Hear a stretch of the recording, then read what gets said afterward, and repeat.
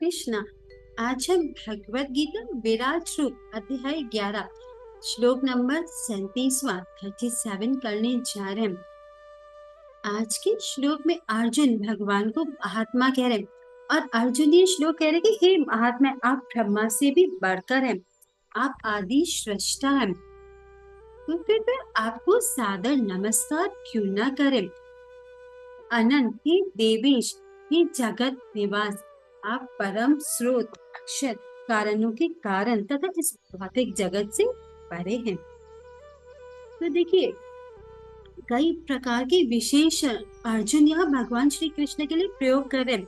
वास्तव में सबसे महान पुरुष कृष्ण ही तो है और उनकी अच्छी समझ और उनकी शरणागति हम लोगों के लिए परम कल्याण है, परम शुभ है और हम लोगों की बिल्कुल स्वाभाविक स्थिति है। देखिए, जब तक हम उस स्थिति, जो हमारी स्वाभाविक स्थिति है, उसमें नहीं पहुंच जाते हैं, तो तब तक हम माया के क्षेत्र में अपने मन के दूषित विचारों के पीछे ही चलते जाते हैं और हम लोग सदा देखिए सुख सुख थोड़ा सुख अधिकांश दुख का ही अनुभव करते रहते हैं, स्ट्रगल करते रहते हैं। देखिए, कृष्ण ने भगवत गीता में कहा है कि वे मन और इंद्रियों के साथ इस जगत में संघर्ष करते हैं।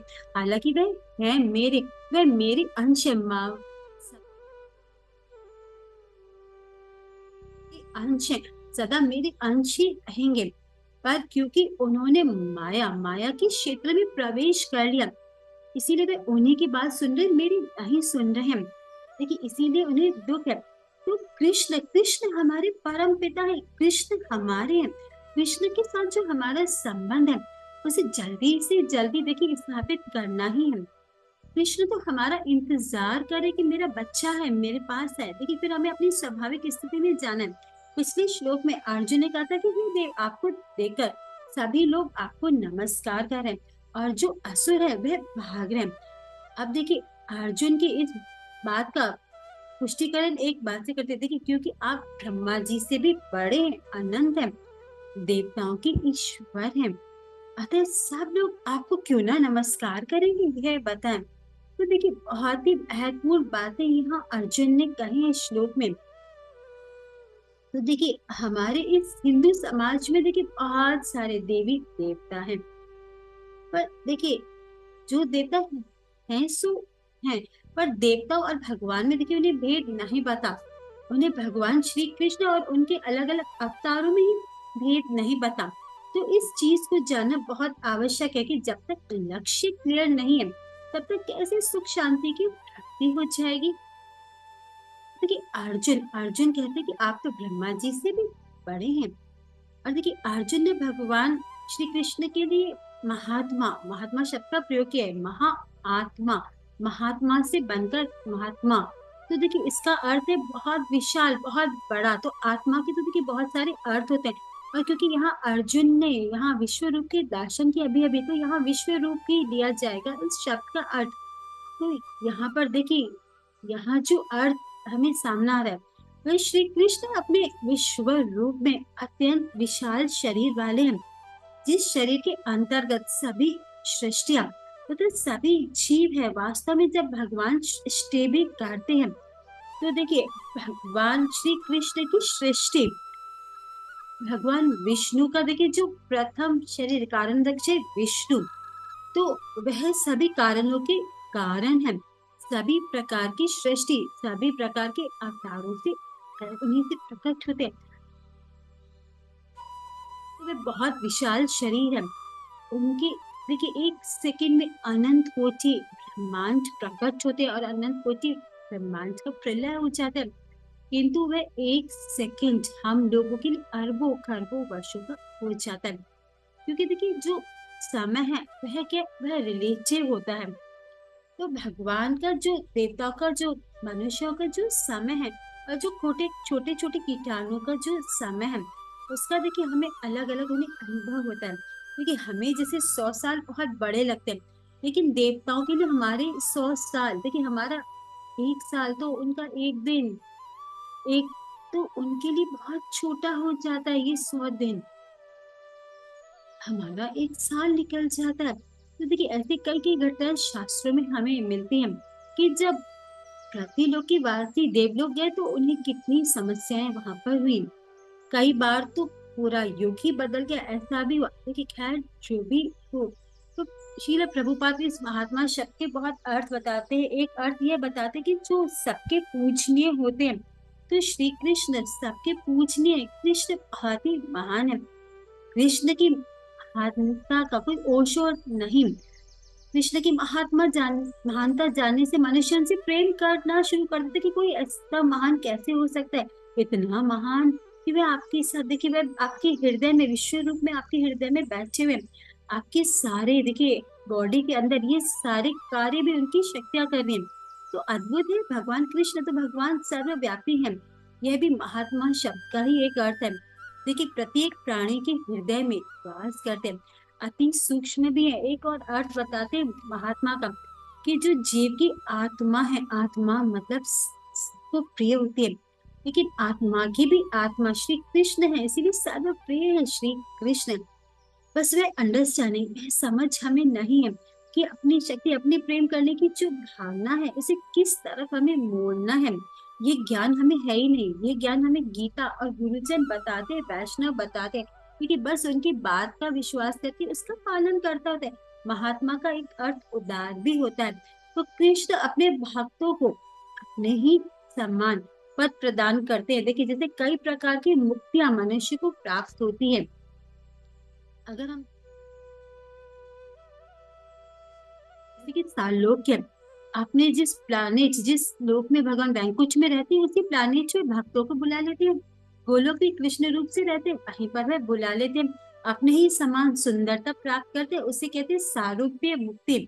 अपने ही जैसी सुंदरता भगवान प्रदान कर देते हैं। और शाश्वत अपने जैसे ऐश्वर्य को प्रदान करते हैं। तो इस प्रकार से भगवान इतने उदार है कि जब वे देने पर आते हैं तो देखिए उसका कोई अंत ही नहीं है। तो कहते हैं कि भगवान के हजारों हजारों हजारों हाथ है, हमारे देखिए दो हाथ है, तो भगवान हजारों हाथ से देंगे। तो क्या हम संभाल पाएंगे? क्या हम संभाल पाएंगे?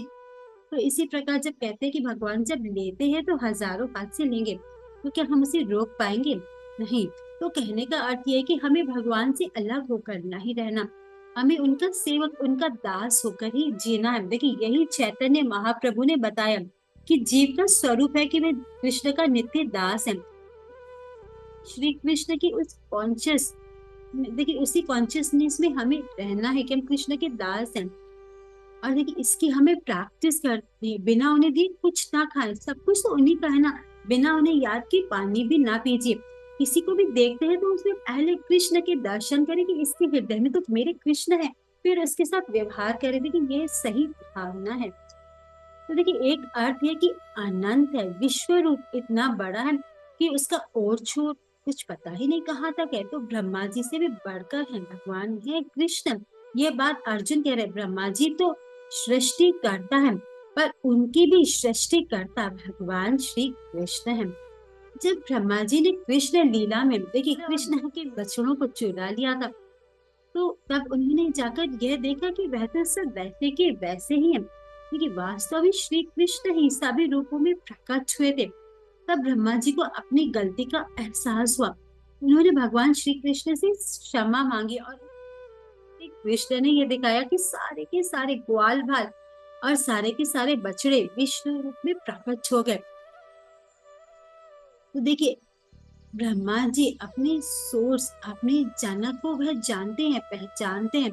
तो तब उन्होंने अपने चारों सिरों से दंडवत प्रणाम किया कि हे प्रभु आप तो महान है, मुझे क्षमा करें, मुझसे तो बहुत बड़ी भूल हो गई। तो कहने का अर्थ यही है कि श्री कृष्ण एक्चुअल में ब्रह्मा सब कुछ है। तो इसी प्रकार से देखिए जितने भी बड़े बड़े महादेव है, शिव जी हैं, इंद्र है, वे सबके सब भगवान के दास, भगवान के भक्त है। कभी कभी उनसे गलतियां हो जाती हैं, मिस्टेक्स हो जाते हैं, तो भगवान उन्हें सुधारते हैं और वह भी अपनी प्रार्थना रूप से अपनी गलतियों को स्वीकार करते हैं। फिर भगवान को यहाँ देखिए अनंत से एड्रेस किया गया। फिर किसी भी दृष्टि से आप देखेंगे तो भगवान तो अनंत ही है, कहाँ नहीं है कृष्ण, हर जगह कण कण में कृष्ण है।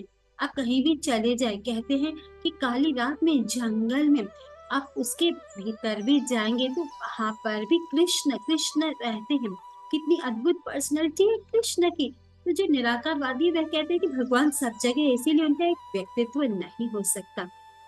देखिए यही चैतन्य महाप्रभु ने बताया कि जो भगवान का जो व्यक्तित्व है वह बहुत अचिंतनीय है, वह हमारी समझ के परे है। कृष्ण हर जगह रहते हुए भी एक जगह रहते हैं, जैसे सूर्य एक जगह रहता है लेकिन उसका प्रकाश पूरे ब्रह्मांड में ही तो छाया रहता है। ठीक इसी प्रकार भगवान का रूप एक जगह रहते हुए भी सब जगह रहता है। इसका यह अर्थ नहीं कि भगवान का रूप नहीं हो सकता है। तो देखिए इसी प्रकार भगवान को यहाँ देवेश देवेश कहा गया है। देखिए देवेश देवेश का अर्थ होता है कि जो समस्त देवताओं के नियंता है, जो सबके ऊपर है। मानो अर्जुन कह रहे हैं कि विश्व रूप जिनको मैं भी देखता हूँ, इंद्र वरुण, शास्त्रों में उनके बारे में वर्णन आता है। लेकिन बहुत सारे देवताओं का वर्णन शास्त्रों में नहीं आता, लेकिन हमें पता है कि आप सबके ईश्वर, आप हमारे भी ईश्वर हैं। और भगवान के जगन निवास भी कहा गया है कि जो विश्व के आश्रय हैं, सारा विश्व उन पर निर्भर है, सब कुछ कृष्ण पर ही निर्भर है। भगवान कहते हैं कि ये जो प्लैनेट है सब मेरी शक्ति के कारण ही टिके हुए हैं। मैं यदि वे शक्ति वापस खींच लूं तो सब चीजें बिखर जाएंगे। आपका परिवार साथ में है, भगवान की शक्ति, आपका शरीर साथ में है, शरीर के ऑर्गन्स मिलकर काम कर रहे, कृष्ण की ही शक्ति है। आपके दिमाग में इतने पुर्जे, इतनी कॉम्प्लिकेटेड, देखिए हमारा ये सब कुछ जो है वह सब भगवान की सुंदर डिजाइन है। भगवान की कृपा आशीर्वाद है, निरंतर साथ चलती रहती है, रुकती नहीं है, नॉन स्टॉप चलती रहती है। तो कृष्ण कृपा, कृष्ण शक्ति है, तो ये जगत मिथ्या नहीं, परंतु ये जगत देखिए सत्य है। ये भगवान से सब कुछ प्रकट होता है, परंतु ये निरंतर परिवर्तनशील है। ये देखिए परिवर्तनशील जगत में हमें अटैच नहीं होना। नित्य जगत जो वैकुंठ धाम है उसकी प्राप्ति करनी है। अर्जुन ने भगवान को यहाँ अक्षर भी कहा है। तो अक्षर का अर्थ यही होता है कि जो विनाश, जो नित्य है। तो जगत का देखिए परिवर्तन होता है, लेकिन भगवान अविनाशी हैं और आत्मा होने के कारण, उनके अंश होने के कारण हम भी नित्य हैं। यहाँ अर्जुन भगवान को सत्य कहते हैं, अर्थात जो हमेशा रहता है। तो आध्यात्मिक जगत हमेशा रहता है। तो भगवान कहते हैं कि मैं वही रहता हूँ जहाँ मेरे भक्त रहते हैं। भगवान कहते हैं कि मेरा एक्चुअल वास वही रहता है जहाँ मेरे भक्त मेरा कीर्तन करते हैं, और जो वास्तव में नित्य कीर्तन करते हैं वही जीव तो सुखी हैं। देखिए भगवान कृष्ण का नाम का, भगवान का आश्रय लीजिए। तो आज के दिन देखिए आप ये प्रण करें कि आप सदा कृष्ण को सिमरन करने की चेष्टा करेंगे, सदा उनका नाम जप करेंगे, सदा उनकी सेवा में लगे रहेंगे। तो यही आज का व्रत, यही गीता का सार होना चाहिए। हरि हरि बोल, हरे कृष्ण।